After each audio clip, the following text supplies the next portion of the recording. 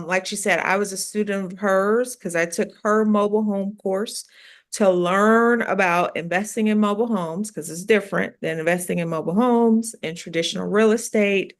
And then with her information, I applied it to purchasing the mobile home that I got from the tax sale.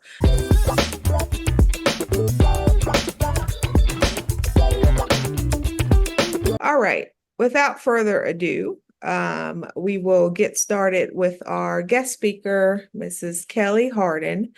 Most of you guys know her from my group, but she is the mobile home guru, queen, goat, whatever you want to call it.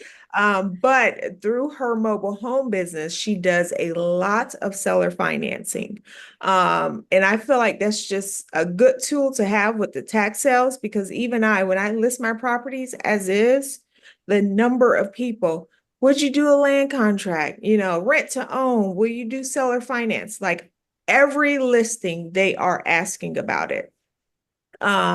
So it's definitely a good tool to have. And then maybe in some of the smaller markets, more difficult markets, where you guys aren't gaining as much traction on your listings.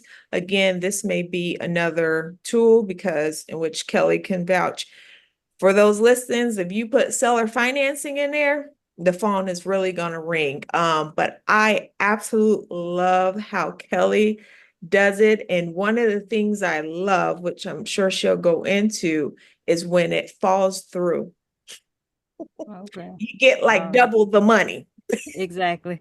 So basically, for those of you who don't know what seller financing is, it's just like a car payment, putting somebody on payments. Like we'll have a mobile home, let's just say for 20, $30,000, and then we'll ask for maybe like $5,000 to $7,000 down, and then we will put that tenant on payments.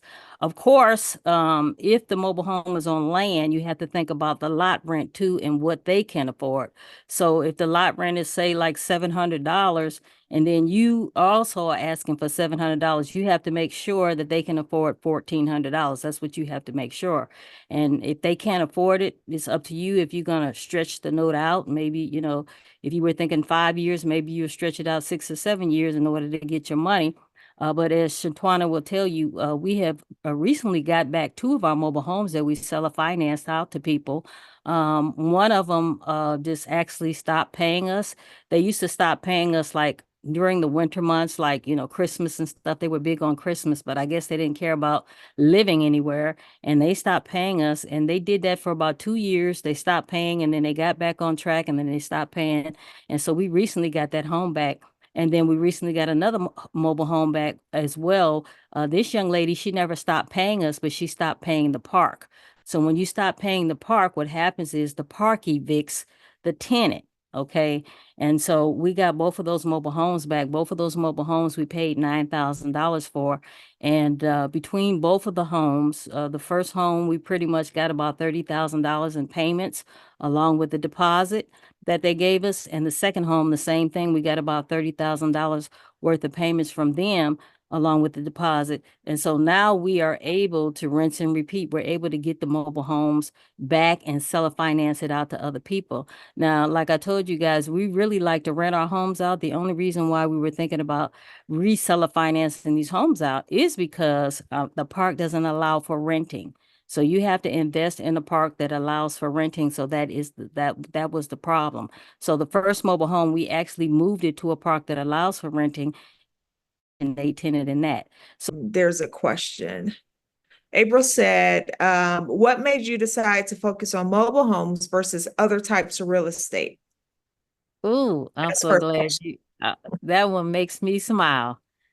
So, guys, I told you I own two single family homes. One of my single family homes, the least expensive one, is $180,000. It's a 4 bedroom, 2 bath. I own a mobile home in the same zip code that's also a 4 bedroom, 2 bath. Which one do you think I get the most rent from? Which property? Can anybody say? I get the same rent. I get the same rent. So why would I want to spend another $180,000 that I don't have when I can spend $20,000 on a mobile home and get the same rent.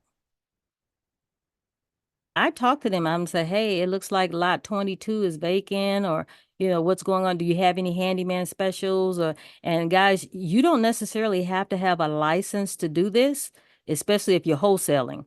But you don't have to have a license to do this, even though I am licensed. And I don't want you to think I'm a realtor. I'm not a realtor. My license is called a RBI. I'm a retailer, broker, and installer, so I'm able to even assist with installing a mobile home. As far as marketing, guys, I don't want a regular tenant. I want Section 8.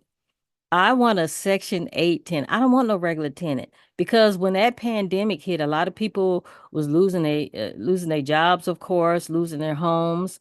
And then I was freaking out with my brother. I'm like, oh my God, what are we gonna do? Because you still have to pay the lot rent.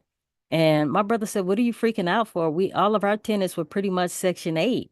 And so that's guaranteed money. So if the Section 8 tenant damages your home to the tune of $2,000 and greater, and they already have the pictures. And now you're going to show them the after pictures of what the tenant has done. What's going to happen is you'll be able to get your money back, but you won't get it back from Section 8.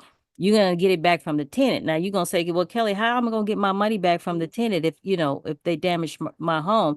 First of all, you have to have a contractor that writes down, hey, Kelly, this is wrong. This is wrong. It has to be over $2,000. You send it to Section 8. And what Section 8 is going to do is if the tenant appeals it, saying, okay, I might have done some damage, if they appeal it, what's going to happen is that tenant's going to have to pay you. Now you're going to say, where the tenant going to get money? They're going to get money from relatives. And that's what's going to, I have never had so many relatives Zelle me money for the repairs for my home. And because they don't want that tenant living with them. I love it, love it, love it, love it.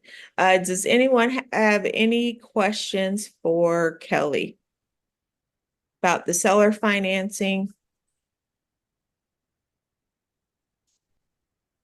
or the mobile homes? And again, like she said, I was a student of hers because I took her mobile home course to learn about investing in mobile homes because it's different than investing in mobile homes and traditional real estate. And then with her information, I applied it to purchasing the mobile home that I got from the tax sale. Okay, this course is not going to be fluff. 3 separate mini courses. The first course is going to be finding mobile home parks that allow for renting. The second course is going to be about renting to Section 8. And the third course is going to be creating notes. That's what we're going to do. So